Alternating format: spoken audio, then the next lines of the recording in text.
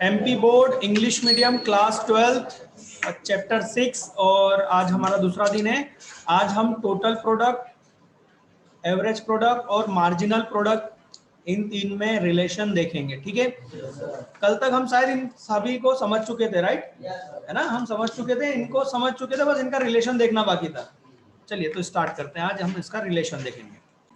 चलिए तो तीनों के रिलेशन हमको देखने थे, तो ये तीनों के रिलेशन का आपको एक ग्राफ दिख रहा होगा, राइट। और इसी के साथ साथ आप इधर पास में जो बना हुआ क्या है, शेड्यूल टेबल भी देख रहे होंगे। ये दोनों को आप देख के आप दोनों को एक साथ समझ सकते हैं रिलेशन को। देखो आप हम ये कह सकते हैं, जो ये टीपी है, टीपी वाले को देखो, ऊपर वाले को, है ना, यहाँ पर दिख रहा है पॉइंट ऑफ इन्फ्लेशन, राइट। इसके पहले पहले नीचे से देखो टोटल प्रोडक्ट क्या होगा, यदि variable cost variable factor means labour zero है तो टोटल प्रोडक्ट भी जीरो होगा। इसलिए ये कहां से चालू हो रहा है, जीरो से चालू हो रहा है, ओ से चालू हो रहा है, राइट। अब ये जो ऐसा घुमाव आ रहा है, ये पहली जो लाइन आ रही ना डॉट वाली इन्फ्लेशन पॉइंट, देखो यहां का घुमाव और इसके बाद का घुमाव दोनों में अंतर है। ये जो घुमाव होता है ये इस हिसाब से होता है कि भैया जो ये ग्राफ बढ़ रहा है उसका रेट कैसा है, रेट मींस प्रतिशत, परसेंटेज कैसा है। यदि उसका जो रेट है, दर है, वो बढ़ती हुई है तो ये घुमाव ऐसा जाएगा दबता हुआ, और जो रेट घटती हुई है तो ये ऐसा उभार आएगा। दिख रहा है, ये ऊंट का जैसा उभार आता है ना, वैसा उभार आ रहा है, राइट है ना। तो ये उभार क्यों आ रहा है, क्योंकि जो टीपी है वो बढ़ तो रहा है यहाँ पर, ये बीच में, पर घटती हुई दर से बढ़ रहा है। जो उसका परसेंटेज है वो क्या है, रिड्यूस हो रहा है। देखो जरा इधर पास में जो शेड्यूल बना है उसमें आप देखोगे 5वें पॉइंट तक ये 180 हो रहा है। लेबर कितना है, 5, ये कितना हो रहा है, 180, राइट। तो यहां तक तो बढ़ रहा है, पर इसके पुराना रिकॉर्ड देखो, पहले पर 40, दूसरे पे 90, हाँ है ना। पहले पर 40 एमपी और दूसरे पर 50 एमपी, राइट। तीसरे पर एमपी कितना हो गया, 40। मतलब जब तक एमपी बढ़ रहा है तब तक टीपी भी इंक्रीजिंग रेट से बढ़ रहा है। मार्जिनल रेट, मार्जिनल प्रोडक्ट दूसरे पॉइंट तक क्या हो रहा है, बढ़ा है। 40 पिछला था और उसका अब कितना हो गया, 50, तो इसका रेट क्या हुआ, बढ़ा। तो एक्चुअल में टोटल प्रोडक्ट भी उसी हिसाब से चलेगा जैसे कि क्या चल रहा है, मार्जिनल प्रोडक्ट, राइट। तो मार्जिनल प्रोडक्ट जब तक इंक्रीज हो रहा है तब तक टोटल प्रोडक्ट भी इंक्रीज होगा, और वो भी इंक्रीजिंग रेट से। मतलब पिछले वाले ने जितना दिया उससे ज्यादा, जैसे कि 40 मिला, पहले वाले ने, लेबर ने कितना दिया, मार्जिनल प्रोडक्ट 40, तो दूसरे ने कितना दिया, 50। मतलब पहले वाले से ज्यादा, उसके पहले जो था उससे ज्यादा यदि अगला लेबर आकर प्रोडक्शन करता है तो हम इसको बोलेंगे इंक्रीजिंग रेट, बढ़ता हुआ, राइट। फिर तीसरा जैसे ही लेबर आया, उसने दूसरे वाले लेबर के मुकाबले कितना दिया प्रोडक्शन, 40, मतलब कम, तो इसको घटता हुआ बोलेंगे, डिमिनिशिंग। क्या बोलेंगे, डिमिनिशिंग मतलब रिड्यूसिंग। समझ में आ रही है बात। तो टोटल प्रोडक्ट देखो तब भी बढ़ रहा है, तीसरे पे बढ़ रहा है, 90 से कितना हुआ, 130, हाँ या ना। टोटल प्रोडक्ट तब भी बढ़ रहा है, पर मार्जिनल प्रोडक्ट क्या हो गया, रिड्यूस हुआ, हाँ या ना। तो ये मार्जिनल प्रोडक्ट से ही टोटल प्रोडक्ट का क्या बनता है, ग्राफ बनता है, कर्व बनता है। तो जब तक एमपी बढ़ता हुआ मिलता है तब तक टोटल प्रोडक्ट भी बढ़ेगा, पर कौन से दर से, कौन से रेट से, इंक्रीजिंग रेट से। पर जब एमपी रिड्यूस होने लगता है तो टोटल प्रोडक्ट बढ़ता तो है, पर उसकी जो रेट है वो डिक्रीजिंग हो जाती है। ये रिलेशन है, समझ में आई बात। ये देखो एमपी, एमपी को नीचे देखो ग्राफ में, ग्राफ में एमपी दिख रहा है। एमपी कहां से चालू हो रहा है? बीच में से, ओरिजिन से नहीं चालू होगा, है ना। तो जैसे ही वो तेजी से बढ़ता है तब तक ये मैक्सिमम पॉइंट पर पहुंचता है एमपी के, तब तक टीपी बढ़ते हुए रेट से बढ़ रहा है। ठीक, टीपी को देखो, इन्फ्लेशन रेट दिख रहा है। ये डॉट वाली लाइन को कंपेयर करो, पहली वाली डॉट लाइन। क्या हो रहा है कि जब एमपी मैक्सिमम पर पहुंच रहा है तब तक टीपी भी क्या हो रहा था? इंक्रीजिंग रेट से इंक्रीज हो रहा था। अब जैसे ही एमपी क्या हुआ? रिड्यूस होना चालू हुआ, तो टीपी इंक्रीज तो हो रहा है पर रिड्यूसिंग रेट से, मतलब डिमिनिशिंग। जब एमपी जीरो हुआ, जब एमपी जीरो हुआ तो टीपी मैक्सिमम था, हाँ या ना। जैसे ही एमपी नेगेटिव हुआ, टीपी क्या हुआ? रिड्यूस होना चालू हो गया। ठीक है, अब एवरेज प्रोडक्ट और एमपी में रिलेशन नीचे, यहीं पर नीचे वाले ग्राफ में ही, उसी में ही, अरे बेटा वही है, उसी ग्राफ में ही है ना। देखो एपी कम स्लो है ना। एपी में, एपी जो है ना एवरेज प्रोडक्ट, वो स्लो है एमपी के मुकाबले। एमपी कितना तेज है? तेजी से बढ़ा फिर तेजी से गिरने चालू हुआ, जबकि एपी क्या हो रहा है? स्लो है ना। और जब एपी अपने मैक्सिमम पर होता है तो एमपी उसको क्या करता है? काट देता है। और जैसे एमपी उसको काटता है तो वो एपी को भी क्या करता है? रिड्यूस करना चालू कर देता है। पतंग उड़ाई है कभी या उड़ती हुई देखी है? जब ऊपर वाली पतंग नीचे वाले पर पेच लड़ती है और तेजी से नीचे आती है तो उसको भी क्या करती है? खींच लेती है नीचे। ये वही है। ये सब देखो होगा सब किसके कारण? एमपी के कारण। कल ही मैंने बताया था, एमपी के कारण ही सब कुछ हो रहा है। एपी तो एक मैथ्स है, टोटल प्रोडक्ट भी एक सिर्फ मैथ्स है। ओरिजिनल यदि कुछ है तो वो एमपी है, कि अगला लेबर आकर क्या देता है उसी का इफेक्ट पड़ेगा टोटल में और उसी का पड़ेगा एवरेज में। क्लियर? ये तीनों में रिलेशन है जो यहां पर इन रिटर्न नेक्स्ट पेज में आपको मिल जाएगा। From the above curve, following observation are made on the relationship between TP and MP. When TP increases, जब TP इंक्रीज होता है एट इंक्रीजिंग रेट, जब तक TP इंक्रीज हो रहा है इंक्रीजिंग रेट से, MP ऑल्सो इंक्रीजेस। मैं तो ये कहूंगा इसको उल्टा, कि जब MP इंक्रीज हो रहा है तब तक TP भी इंक्रीजिंग रेट से इंक्रीज होगा, क्योंकि मेरे हिसाब से तो भैया MP ही सब कुछ है ना। MP ही सब कुछ है, पर ठीक है आप ऐसा भी कह सकते हैं। आगे, when TP increases at diminishing rate, MP decline, पर मैं इसको क्या बोलूंगा? MP decline, then TP increases at diminishing rate. Clear है? When TP reaches at maximum point पर पहुंचता है, MP बिकम जीरो। तो इसको भी उल्टा समझो, MP जीरो होता है तब TP क्या होता है? मैक्सिमम होता है। When TP begins to decline, TP क्या होता है? रिड्यूस होने लगता है, तो MP क्या होता है? नेगेटिव होता है। तो इसको उल्टा समझो, MP नेगेटिव होता है तब जाके TP डिक्रीज होता है। रिलेशन ऐसा है।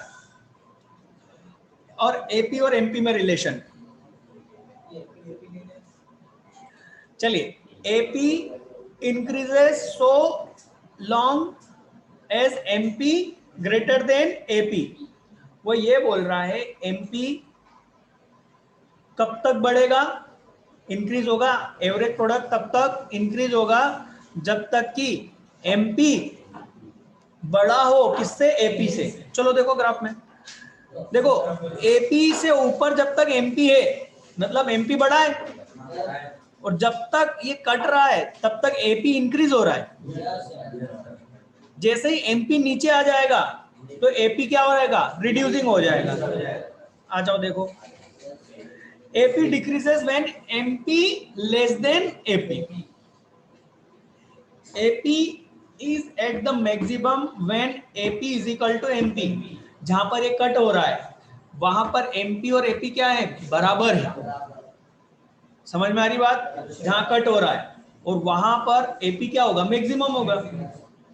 MP में भी जीरो और नेगेटिव, हाँ, एमपी क्या हो सकता है, जीरो भी हो सकता है, negative, but AP continues to be a positive, positive ही रहेगा। क्यों भाई, टू बी पॉजिटिव क्यों, एपी नेगेटिव क्यों नहीं हो सकता सर? अरे भाई, जो प्रोडक्शन कर रहा है ना, जो प्रोड्यूसर है वो मंद बुद्धि थोड़ी ना है, जो इंतजार करेगा कि उसका एवरेज प्रोडक्ट भी क्या हो जाए, माइनस या जीरो। मतलब समझ रहे हो, एपी का जीरो होने का मतलब क्या है, कि आपने 10 लेबर छोड़ के गए, शाम को आए तो प्रोडक्शन जीरो नहीं, सब कुछ टूटा फूटा हुआ मिला, जो रॉ मटेरियल था वो भी क्या हो चुका है, खराब। इसको क्या बोलोगे आप, नेगेटिव। ऐसा हो सकता है क्या? ऐसा हुआ तो वो प्रोड्यूसर सबको कैसा धोएगा, लेबर उनको? It is possible? नहीं हो सकता भैया, ये सिचुएशन आएगी नहीं। एक्चुअल में सच्चाई जानो, वास्तविकता क्या है। वास्तविकता ये है कि कोई भी प्रोड्यूसर एमपी का, एमपी मतलब मार्जिनल प्रोडक्ट का मैक्सिमम को ही नहीं छू पाता। एमपी का मैक्सिमम देखो कहां रहा है, ग्राफ में देखो, एमपी का मैक्सिमम कहां रहा है, वो उसी को नहीं छू पाता। टीपी मैक्सिमम पर कब पहुंचेगा, जब एमपी क्या हो, जीरो। बात ही नहीं उठती भाई, एमपी के मैक्सिमम को नहीं छू पाता है तो टीपी का, एमपी का, टीपी का मैक्सिमम कहां तक आएगा, आ ही नहीं पाता है, हो ही नहीं पाता। वास्तविकता तो ये, और कभी हो भी गया, कभी हो भी गया तो जैसे ही टोटल प्रोडक्ट उसको डिक्रीजिंग रेट से मिलना चालू होगा ना, मतलब कि एमपी रिड्यूस होना चालू होगा ना, वो लेबर बढ़ाना बंद कर देगा। पागल थोड़ी ना है वो जो लेबर बढ़ाता रहे। समझ में आ रही बात? वो नहीं करेगा, ठीक है।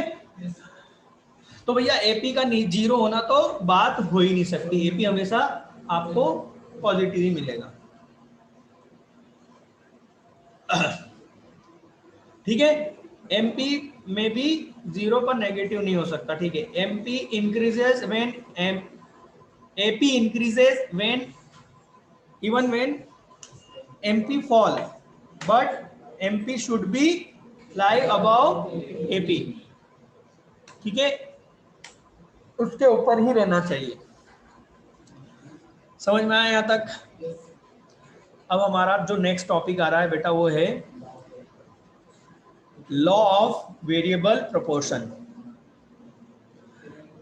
Return to a factor. इसी को रिटर्न टू अ फैक्टर भी बोलेंगे, लॉ ऑफ वेरिएबल प्रोपोर्शन भी कहेंगे। लॉ ऑफ वेरिएबल प्रोपोर्शन का मतलब समझो, प्रोपोर्शन का मतलब होता है परसेंटेज रेशो, परसेंटेज या रेशो, ठीक है। तो किसका, वेरिएबल का प्रोपोर्शन। वेरिएबल का मतलब लेबर, वेरिएबल मतलब लेबर।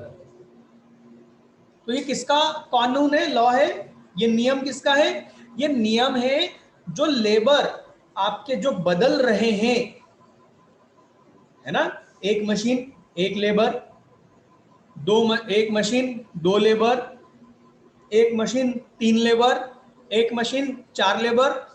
तो हर, जैसे जैसे आप लेबर बदल देते हो, लेबर का रेशो बदलता जाता है, हाँ या ना।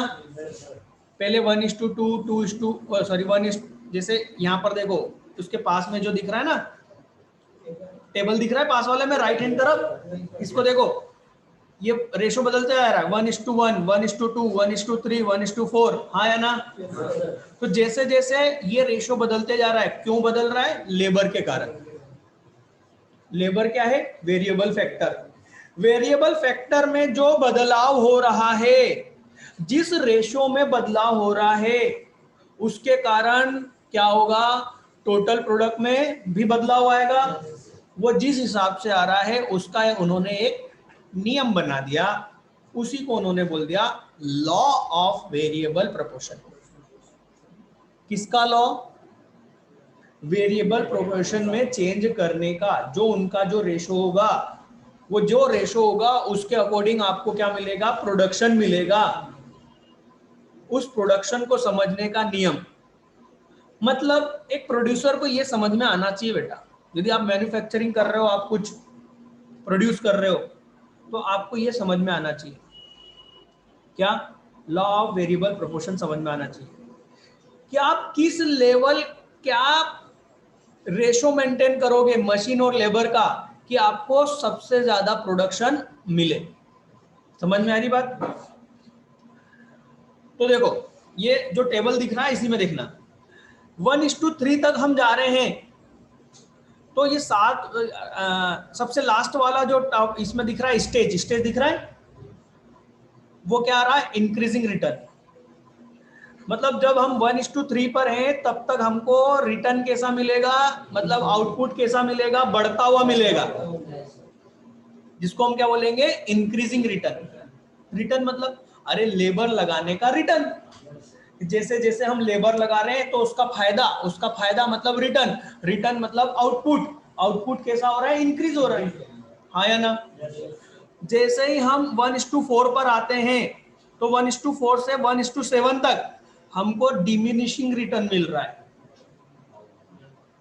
हमको जो हमारा प्रतिफल मिल रहा है, रिटर्न मतलब हमारा रिजल्ट, राइट? वो रिजल्ट कैसा आ रहा है बेटा?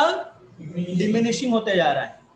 और जैसे ही हम 1:8 पर आते हैं तो हमारा रिटर्न क्या हो जाता है? नेगेटिव रिटर्न हो जाता है। यही क्या है?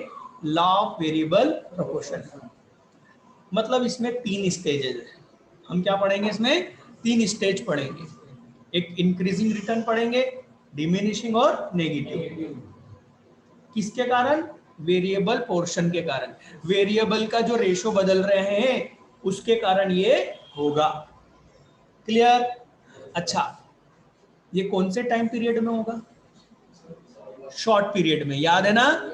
हम जब तक कुछ नहीं बोल रहे हैं तब तक शॉर्ट पीरियड में।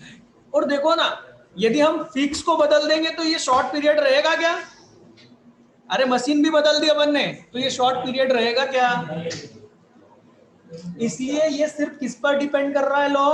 वेरिएबल पोर्शन को चेंज करने के ऊपर बन रहा है ये लॉ, राइट? इसलिए इसको वेरिएबल का लॉ बोला है। समझ में आई बात? किसको हमने किसका लॉ बोला? वेरिएबल का लॉ। अच्छा, इसको दूसरी बात, ये जो ब्रैकेट में लिखा हुआ है आपके टॉपिक 6.6 के नीचे, रिटर्न टू फैक्टर। तो रिटर्न टू फैक्टर भी क्यों बोला? कि फैक्टर क्या है? लेबर। तो लेबर के बढ़ाने से जो रिटर्न मिल रहा है तो return to factor, Singham return नहीं, फैक्टर का रिजल्ट है ये कि एक लेबर बढ़ाया तो क्या मिला? Result, that is return. मतलब ये समझ जा रहा हूं, ये समझने बस लिखा हुआ फिर पढ़ना है, आपको ऑटोमेटिक समझ में आ जाएगा। इसी को हम क्वेश्चन ये किस तरीके से पूछ सकता है? Explain the law of variable proportions with the help of total product and marginal product curve. तो कर्व बोला है तो भैया फिर हमको कर्व बनाना पड़ेगा, राइट? वो कर्व कहाँ है? वो वही वाला ग्राफ है जो हमने अभी समझा था। बड़ा वाला मतलब, हाँ, ये जो रिलेशन समझाता ना तीनों का, ये बड़े वाला, बड़े वाले। तो लॉ ऑफ वेरिएबल प्रोपोर्शन ये रहा आपके सामने मेरी स्क्रीन पर और आपके नोट्स पर। This law related to short run, short period से रिलेटेड है। In which to increase the production only variable factor can be increase. केवल हम यहाँ पर प्रोडक्शन को इंक्रीज तब कर पाएंगे जब हम वेरिएबल प्रोपोर्शन को क्या करते हैं? इंक्रीज करते हैं, राइट? इट स्टेट, ये बोलता है, ये लॉ बोलता है। अच्छा, क्या बात बोलता है? हाँ, बोलता है that a more and more unit of a variable factor, जैसे जैसे हम एक और वेरिएबल फैक्टर मतलब लेबर आर एम्प्लॉयड, काम पर लगाते हैं, with fixed factor, fixed factor मतलब machine, right? The total product increases at increasing rate in the beginning. शुरुआत में क्या होगा? टोटल प्रोडक्ट बढ़ती हुई दर से हमको मिलेगा। Then increase at diminishing rate, और फिर उसके बाद क्या होगा? वो डिमिनिशिंग रेट से इंक्रीज होगा। एंड फाइनली स्टार्ट फॉलिंग, क्या होगा? गिरना चालू होगा। It state that the marginal product of a variable factor input. Variable factor input मतलब लेबर। जैसे ही हम लेबर को इनपुट करते हैं तो मार्जिनल प्रोडक्ट जो होता है इनिशियली राइजेस, शुरू में तो बढ़ता है, विथ इट्स एम्प्लॉयड लेवल, उसके एम्प्लॉय लेवल मतलब लगाने से, लेबर को काम पर लगाने से।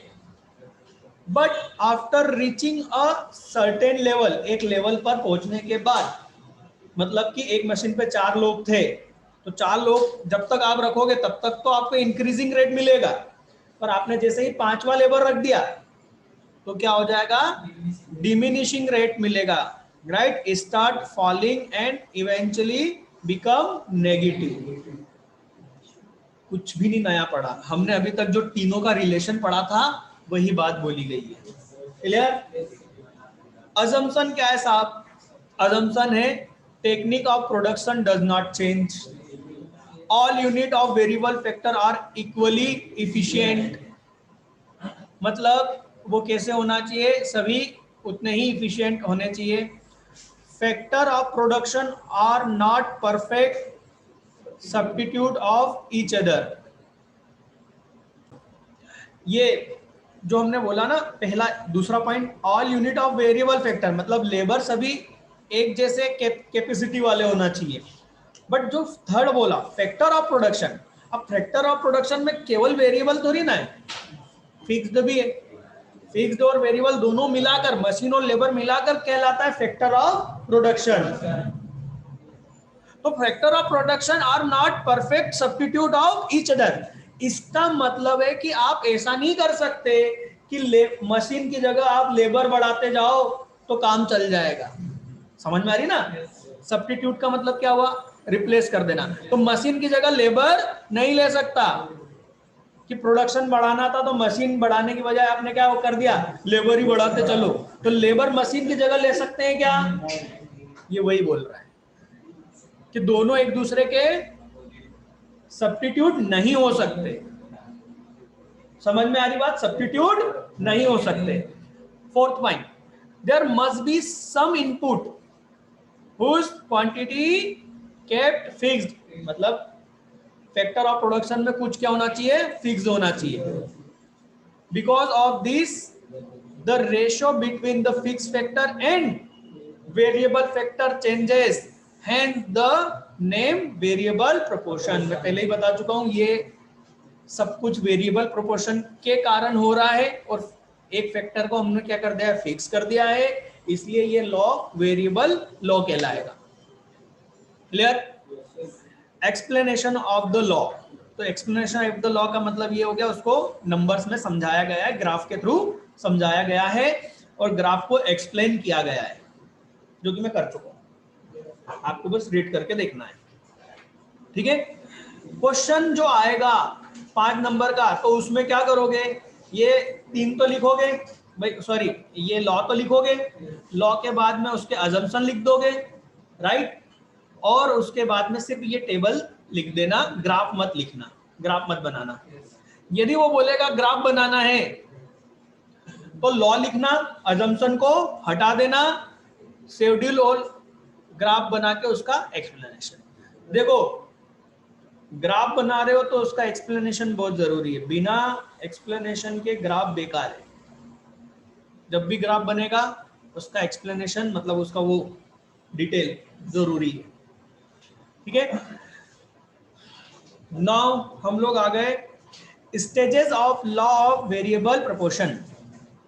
स्टेजेस मतलब भाई, फर्स्ट स्टेज इंक्रीजिंग रेट, दूसरा डिमिनिशिंग, तीसरा नेगेटिव। ये तीनों को हम क्या बोलेंगे, स्टेजेस।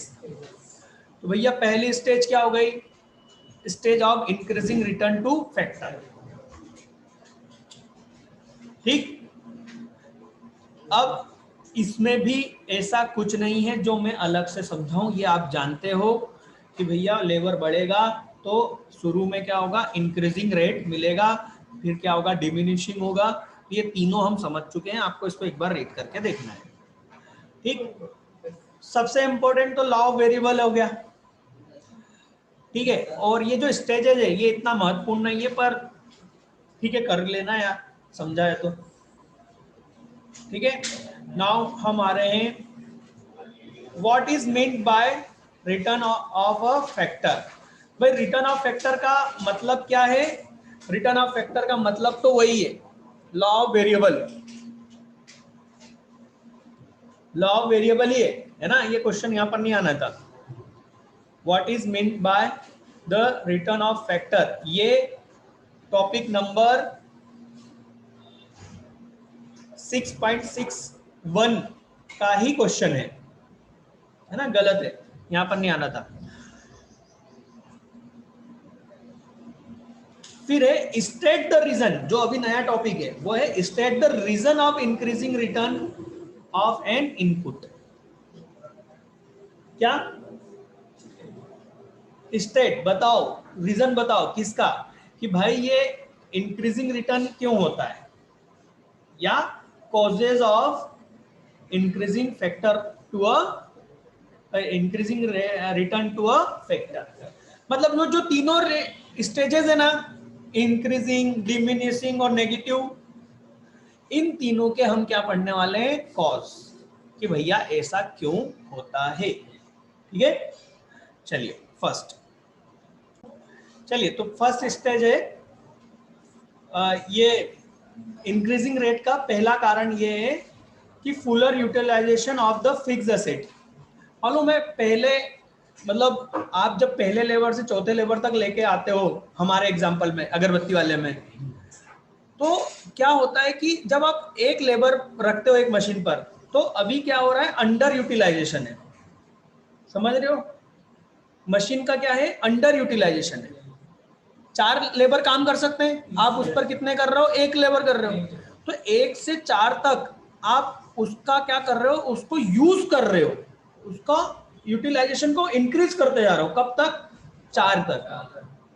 तो चौथे तक आते आते आप उसको क्या करते हो? मैक्सिमम उसका फुल यूटिलाइजेशन कर लेते हो, है ना। इसलिए आपको क्या होता है? इंक्रीजिंग रेट बढ़ता हुआ मिलता है।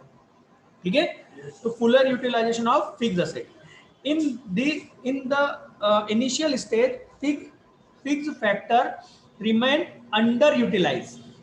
जब तक 4 लेबर नहीं आ रहे मशीन पर, पहला है, दूसरा है, तीसरा है, इन तीनों तक मशीन क्या हो रही है? अभी पूरी तरह से यूटिलाइज नहीं हो रही है, अंडर यूटिलाइजेशन। ठीक, it its fuller utilization is possible by editing additional unit of variable factor. एक और लेबर बढ़ाकर हम इसको क्या कर सकते हैं? इसके यूटिलाइजेशन को बढ़ा सकते हैं, right. To total output and marginal product of the variable factor tend to increase. और इसको बढ़ाने से क्या होगा? आपका टोटल आउटपुट और मार्जिनल प्रोडक्ट क्या होगा? इंक्रीज होगा। ठीक है, सेकेंड इसमें जो कारण है, increase efficiency of variable factor, additional application of the variable factor.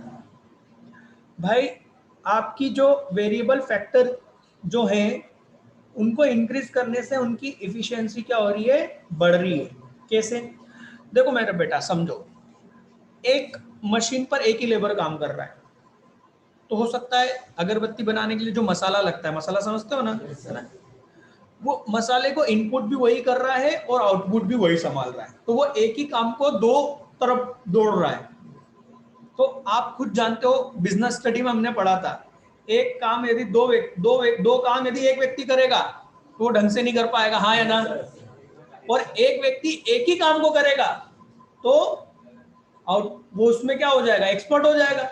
मतलब यदि यहाँ पर एक व्यक्ति की जगह 2 व्यक्ति आ जाए, तो एक व्यक्ति क्या कर रहा है? केवल मसाला इनपुट कर रहा है, हाँ या ना, रॉ मटेरियल, और दूसरा जो प्रोडक्शन बन के आ रहा है उसको क्या कर रहा है? हैंडल कर रहा है अगरबत्ती को, हाँ या ना। तो प्रोडक्शन ज्यादा बढ़ा हुआ मिलेगा, स्पीड मशीन अपनी स्पीड पे काम करेगी। और अकेला व्यक्ति काम कर रहा होगा तो क्या होगा? वो स्पीड को मशीन की स्पीड को क्या कर देगा? स्लो कर देगा। क्यों? क्योंकि उसको इनपुट भी करना है और आउटपुट भी करना है, आउटपुट भी संभालना है। तो जैसे एक और लेबर आ जाएगा तो उनकी इफिशियंसी क्या हो जाएगी? बढ़ जाएगी ना, हाँ या ना। increase efficiency of variable factor, additional application of variable factor, cause process based division, ये वही आ गया, process based division of labor। अरे अपन ने बिजनेस में पढ़ा ना, क्या पढ़ा कि प्रोसेस को क्या कर दो, बांट दो अलग अलग छोटे छोटे हिस्से में, डिवीजन ऑफ वर्क पढ़ा था कि नहीं, ये वही तो बोल रहा है कि जो पूरी प्रोसेस है वो आप उसको क्या कर दोगे, डिवीजन बना दोगे, अलग अलग स्टेजेस में बना दोगे, तो आपका जो ये इनपुट जो रिजल्ट है वो क्या हो जाएगा, बढ़ जाएगा, है ना। Labour that raises efficiency of factor according to marginal productivity of factor tend to rise. ठीक है, ठीक है। Better coordination between the factor, जैसे जैसे हम धीरे धीरे लेबर बढ़ाते जा रहे हैं, लेबर और मशीन के बीच में कोऑर्डिनेशन बढ़ रहा है। किसके बीच में, लेबर और मशीन के बीच में। अरे एक लेबर था तो स्पीड कम थी मशीन की, मशीन तो बनाने के लिए तैयार है पर वो बेचारा लेबर अकेला नहीं संभाल सकता, तो कोऑर्डिनेशन अच्छा नहीं है मशीन और लेबर के बीच में। और जैसे ही लेबर बढ़ा तो वो मशीन की स्पीड भी बढ़ा सकता है, मतलब दोनों के बीच में क्या बढ़ रही है, कोऑर्डिनेशन बढ़ रही है, हाँ या ना, दोनों एक दूसरे को सहयोग कर रहे हैं, मशीन और लेबर। और इधर भी जब लेबर बढ़ रहा है तो एक क्या वो कर रहा है, इनपुट मसाले को इनपुट कर रहा है और दूसरा आउटपुट को संभाल रहा है, कोऑर्डिनेशन अच्छा हो जाएगा ना। आउटपुट वाला बोलेगा इनपुट वाले को, भैया जरा मसाला स्लो, इनपुट थोड़ा स्लो दो, यहाँ मैं संभाल नहीं पा रहा हूं अकेला। कोऑर्डिनेशन हो जाएगा कि नहीं हो जाएगा। फिर एक तीसरा आ जाएगा, तीसरा लेबर आ जाएगा, तो तीसरा लेबर क्या करेगा, जो अगरबत्ती बन के निकल रही है तो दूसरा तो उसको क्या कर रहा है, हैंडल कर रहा है, तीसरा उसको आगे तक रख के आ रहा है, पैकेट कर रहा है, पैकेजिंग कर रहा है उसकी, हाँ या ना। तो कोऑर्डिनेशन और बढ़ता हुआ मिल रहा है, राइट। तो बेटर कोऑर्डिनेशन के कारण क्या होगा, आउटपुट इंक्रीज होगा। क्लियर, रीजन क्लियर हो गया बेटा, क्यों इंक्रीजिंग रेट होता है। 3 कारणों से, क्या हम अपने फिक्स फैक्टर को फुल्ली यूटिलाइज करने के लिए आगे बढ़ते हैं, इसलिए क्या होता है, इंक्रीजिंग मिलता है। दूसरा, शुरू में क्या होता है कि जो फैक्टर्स होते हैं वेरिएबल फैक्टर, उनकी इफिशिएंसी बढ़ती है, क्योंकि डिवीजन ऑफ वर्क के कारण, डिवीजन ऑफ वर्क के कारण उनकी इफिशिएंसी क्या होती है, बढ़ती है। तीसरा रीजन, उनके बीच में बेटर कोऑर्डिनेशन हो जाता है। Clear. Causes of diminishing factor, diminishing return to a factor, कारण क्या है, फिक्सिटी ऑफ द फैक्टर, मतलब जो फिक्स फैक्टर है उनकी मजबूरी है कि भैया हम उसको बढ़ा नहीं सकते, तो ये कारण से क्या होता है, अब वो रिड्यूस होने लगेगा। चौथे लेबर के बाद 5वां लेबर तो बढ़ा सकते हो, पर मशीन बढ़ा पाओगे क्या, इस कारण से आपने लेबर तो बढ़ा दिया पर मशीन नहीं बढ़ा पाए, इसलिए अब आपका रिटर्न क्या होगा, डिमिनिशिंग होगा, कम हो जाएगा। ठीक है, it is the principal cause behind the law of diminishing return, as more and more unit of the variable factor is combined with the fixed factor, the latter gets exclusively utilized, तो lead to decreases in the productivity, है ना। ये जो combination है क्या होगा, decreasing हो जाएगा। ठीक है, इम्परफेक्ट फैक्टर सब्स्टिट्यूटेबिलिटी, मतलब हम ये नहीं कर सकते कि लेबर बढ़ा दें तो हमारा मशीन का भी काम हो जाएगा। हमने अभी पढ़ा था ना, परफेक्ट सब्स्टिट्यूट नहीं होना चाहिए, और नहीं होते कि आप लेबर, आप ये सोचो कि यार लेबर बढ़ा ले तो मशीन का भी काम हो जाएगा, नहीं हो सकता भाई, मशीन अपना काम करेगी, लेबर अपना काम करेगा। तो इन दोनों के बीच में एक परफेक्ट सब्स्टिट्यूशन नहीं है, इसलिए क्या हो रहा है, डिमिनिशिंग हो रहा है। लेबर बढ़ाने से कोई आप मशीन का काम नहीं ले लोगे, राइट। तीसरा कारण है poor coordination between the factor, अब ये कोऑर्डिनेशन बिगड़ने लगा। तू मेरी जगह पे क्यों खड़ा है, दूसरा लेबर बोलेगा, उधर खसक, एक ही मशीन पे ज्यादा हो गए ना, और मशीन पे आप 4-5 लोगों के हिसाब से प्रोडक्शन थोड़ी ना कर सकती हो, तो 4 लोगों के हिसाब से प्रोडक्शन कर सकती है। Clear?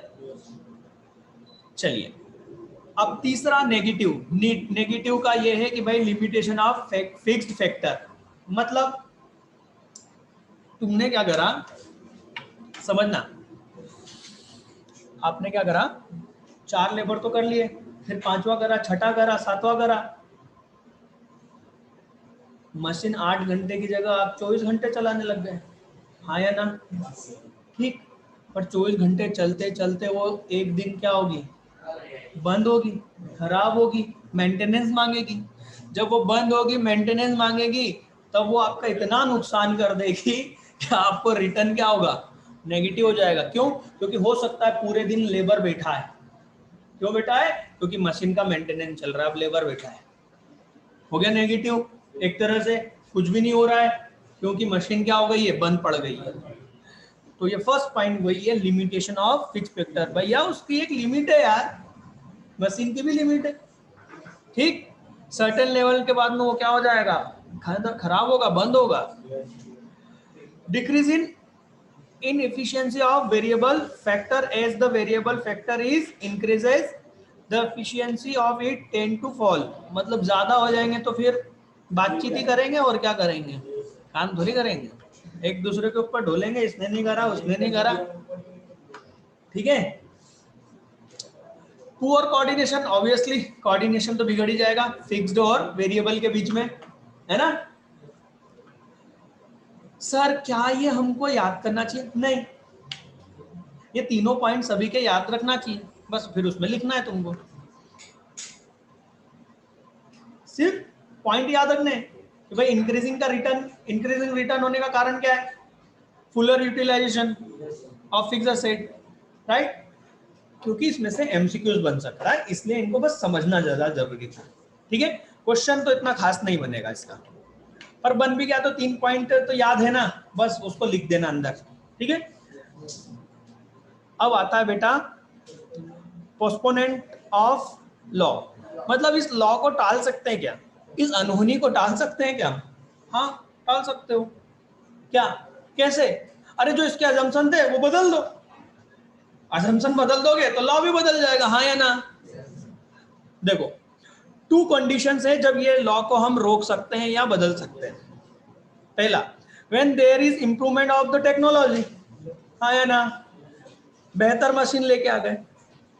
When some substitute of fixed asset is discovered, मतलब फिक्स एसेट का कोई सब्स्टिट्यूट आपने ढूंढ लिया, है ना, so that the constant of flexibility of the factor is removed। जो फ्लेक्सिबिलिटी है, सॉरी, तो फिक्स फैक्टर की जो फिक्सिटी है वो क्या हो जाएगी, हट जाएगी, क्योंकि उसकी जगह आपने उसका क्या ले लिया, सब्स्टिट्यूट ले लिया, कोई जुगाड़ कर लिया आपने, ऐसी जुगाड़ जो आपकी मशीन की जो फिक्सिटी है, मतलब उसका स्थायित्व है, उसको बदल देगा। किराए की मशीन ले ली, सब्स्टिट्यूट जुगाड़ कर लिया ना, है ना। ठीक, इसी रफ्तार से चले तो मुझे लगता है कि ये चैप्टर खत्म हो जाएगा। चलिए, बहुत ही छोटा सा टॉपिक है, law of diminishing marginal product, जो हम पढ़ चुके हैं अभी। Law of diminishing marginal product, diminishing मतलब गिरता हुआ मार्जिनल प्रोडक्ट, राइट, उसका भी लॉ है, वही लॉ है भैया, क्या जो हमने अभी तक पढ़ा, सेम वही है, सिर्फ नाम बदल दिया है। This law state that with the increase in variable factor keeping all factor constant, मतलब वेरिएबल फैक्टर को चेंज करोगे, इंक्रीज करोगे, और बाकी के जो फैक्टर है उनको आप क्या कर दो, कांस्टेंट कर दोगे। The marginal product of the variable factor diminishing after a certain level of production and eventually become negative। This law was given by that याद रख लेना, किसने, मेरे को मतलब नहीं है। ठीक है, हाँ चलो, अच्छा हुआ नाम ही हटा दिया मैंने। किन्होंने दिया था ये ना, एक्चुअल में जो पुराने क्लासिकल इकोनॉमिस्ट थे और एग्रीकल्चर से रिलेटेड इन्होंने दिया था। इसलिए आप देखोगे मशीन की जगह सभी जगह एग्जांपल में लैंड है, जमीन है, राइट। अब हम आते हैं, चलिए, तो अब हमारा यहाँ पर पॉइंट आ रहा है लॉन्ग रन प्रोडक्शन फंक्शन। अभी तक हम शॉर्ट रन में पढ़ रहे थे, जहां पर हम क्या कर सकते थे, केवल वेरिएबल पोर्शन को, लेबर को ही बदल सकते थे, फिक्स असेट को नहीं बदल सकते थे। अब हमारे पास पर्याप्त समय, लॉन्ग रन है ना, हमको ऑर्डर भी अच्छा मिला और समय भी अच्छा मिला है, तो हमने सोचा मशीन ही लगा ले एक और, हाँ या ना। तो अब ये लॉन्ग रन प्रोडक्शन का मतलब क्या हो गया, लॉन्ग टर्म पीरियड के लिए बात हो रही है, और इसको हम बोलते हैं रिटर्न टू स्केल। इसके पहले हमने पढ़ा था return to factor, return to a factor, factor मतलब लेबर, लेबर का इंक्रीज करने से रिटर्न क्या मिलेगा, वो बात थी। अब यहाँ पर है स्केल, स्केल मतलब यहाँ पर अब हम लॉन्ग रन में बात कर रहे हैं। दोनों क्वेश्चन में अंतर समझ में आया, स्केल मतलब लॉन्ग रन और फैक्टर मतलब कि short run variable, right. Return to scale refers to long run production function when none of the factor of production remain fixed, मतलब कोई सा भी फैक्टर प्रोडक्शन का अब फिक्स नहीं है, right. All factor of production become variable and they can be change also, और इनको हम चेंज भी कर सकते हैं, रिप्लेस भी कर सकते हैं, सब्स्टिट्यूट्स जैसे। Scale of production can be change into in the long run, तो स्केल मतलब कितना प्रोडक्शन मिलेगा, तो लॉन्ग रन में हम अपने प्रोडक्शन कैपेसिटी को क्या कर सकते हैं, बदल सकते हैं। किसके जरिए, हम वेरिएबल भी बदल सकते हैं और फिक्स को भी अब बदल सकते हैं, मींस मशीन भी, ठीक। According to Watson return to scale refer to the behaviour of total output, ये किससे रिलेटेड है, टोटल आउटपुट से रिलेटेड है। As all input are varied, जितने भी इनपुट है, अब दो तरह के इनपुट है, फिक्स्ड और वेरिएबल, मशीन और लेबर, तो सारे इनपुट को हम क्या कर दें, बदल दे, वेरिड मतलब बदलते हैं। In the same proportion, same proportion मतलब जिस रेशो में आप बदल रहे हो, अभी देखेंगे सेम प्रोपोर्शन का मतलब रेशो है ना, and and is a long concept. चलो, सेम प्रोपोर्शन का मतलब अभी समझ में आएगा।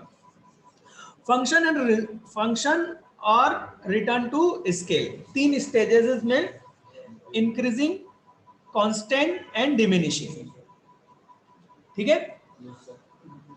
First stage, increasing return to scale. Increasing return to scale occur when given percentage increases in all factor inputs causes proportionately greater increase in output. इसका मतलब है, in this way if factor of production are increased by 10%, 10% मतलब labour दो थे, labour दो का 10% तो निकलेगा नहीं, 20 थे, लेबर 20 थे, राइट। तो 20 लेबर 20 थे, तो उसका 10% कितना हुआ, दो, तो दो लेबर बढ़ा रहे हैं, तो मशीन भी 10% से ही बढ़ानी है, मशीन को भी कितने परसेंट से बनानी है, 10% से ही बढ़ानी है, राइट। मशीन तो 10% से नहीं बढ़ेगी, पर एक मान रहे अपन, ठीक है। तो यहां पर if factor of production are increased by 10%, then production increases more than 10%, मतलब हमने जो फैक्टर बढ़ाया, इनपुट का जो इनपुट बढ़ा है, वो हमने दोनों कितने परसेंटेज से बढ़ाए, दोनों का जो परसेंटेज है वो कितना है, 10%, 10% से हमने क्या बढ़ाया, इनपुट बढ़ाया, तो जो आउटपुट है वो 10% से ज्यादा बढ़ना चाहिए। मतलब पहले हम यदि 4000 यूनिट बना रहे थे, तो 4000 यूनिट का 10% कितना हुआ, 400, तो 400 से ज्यादा हमारा क्या होना चाहिए, आउटपुट बढ़ जाना चाहिए, तो ये क्या होगा, इंक्रीजिंग, है ना। इसको हम ग्राफ में देख सकते हैं, ग्राफ भी शायद दिया हुआ है, हाँ ये नीचे दिया हुआ है, ये देखो ग्राफ दिख रहा है। इस ग्राफ में आप देखोगे नीचे एक्स एक्सिस पर percentage increase in all factor, labour और फिक्स असेट में हमने 10% से क्या करा, बढ़ा दिया, दोनों को हमने 10% से बढ़ाया, तो increase in output, percentage increase in output Y axis पर देखो वो कितना बढ़ रहा है, 15% से, तो हम बोलेंगे इंक्रीजिंग रिटर्न है। ठीक है, इसी तरह से कांस्टेंट रिटर्न को देखो जरा, इसके ग्राफ को देखो, कांस्टेंट रिटर्न को जितने परसेंट से हमने क्या बढ़ाया, फैक्टर बढ़ाया, उतना ही इनपुट में आउटपुट में बढ़ा। और दूसरा क्या होगा, डिमिनिशिंग, डिमिनिशिंग का ग्राफ आपको दिख रहा होगा कि भाई फैक्टर बढ़ाया हमने 15% से और रिटर्न कितने हुए, 10% इंक्रीज हुआ, कम हुआ। ठीक है, एक को पढ़ लेते हैं, बाकी दो आप सेल्फ पढ़ के देख लेना, इजी है। वापस आ जाओ, पेज नंबर जो 8 था उस पर आ जाओ। ये जो हमने 10% इंक्रीज करा था ना, वहां पर increasing returns to scale occur due to division of work, division of labour लिखा है पर मैं आपको बोल रहा हूँ वर्क याद करो, तो बिजनेस स्टडी में हमने पढ़ा था। डिवीजन ऑफ वर्क करने से, एक लेबर को एक ही काम देने से, राइट, तो उसका वो उसमें एक्सपर्ट होगा, एफिशिएंसी बढ़ेगी, आपका रिटर्न जो होगा, मतलब आपका जो आउटपुट है वो क्या होगा, इंक्रीज होगा। Clear. And specialisation, division of labour and specialisation, फिर से ये टाइप हो गया शायद, नहीं, हाँ, increases productivity of labour due to increase in size of scale, scale मतलब टोटल चीजें बढ़ना, है ना। मोर efficient and specialized mechanisms are used with which gives increasing return to a scale। क्या है कि काफी देर से सुबह 8 बजे से क्लासेस चल रही हैं, तो अब मैं भी थक रहा हूँ, जैसे मशीन थकती है, अब मैं भी अब थक रहा हूँ, तो मेरी इफिशियंसी क्या हो रही है, डाउन हो रही है। देखो प्रैक्टिकल दिख रहा है आपको, अब मेरी इफिशियंसी क्या हो रही है, डाउन हो रही है, एनर्जी लेवल डाउन हो चुका है, रीडिंग में भी प्रॉब्लम आ रही है ना, हाँ बिल्कुल भूख लग रही है ना। तो अब मैं आपसे सिर्फ इतना बोलूंगा कि ये पढ़ लिया है, अब आगे आप इसको रीड करके देख लेना। क्या क्या रीड करके देखोगे, ये देखो ग्राफ देख के आपको समझ में आ जाएगा, है ना। और ग्राफ देख कर आप ये तीनों चीजों को समझ लोगे, और इन दोनों में डिफरेंस भी देख लेना, किसमें, रिटर्न टू अ फैक्टर को और स्केल को, दिख रहा है। इसके बाद मैंने आपको यहाँ पर एमसीक्यूज दिए हुए हैं, कोशिश करना हाई लेवल एमसीक्यूज है ना, आ सकते हैं हाई लेवल पर, है ना, समझा होगा तो आप इसके आंसर कर सकते हो, तो इनके आंसर जरूर करना। ठीक है, मिलते हैं हम नए चैप्टर में, चैप्टर नंबर 7, राइट। आज के लिए बेटा इतना ही।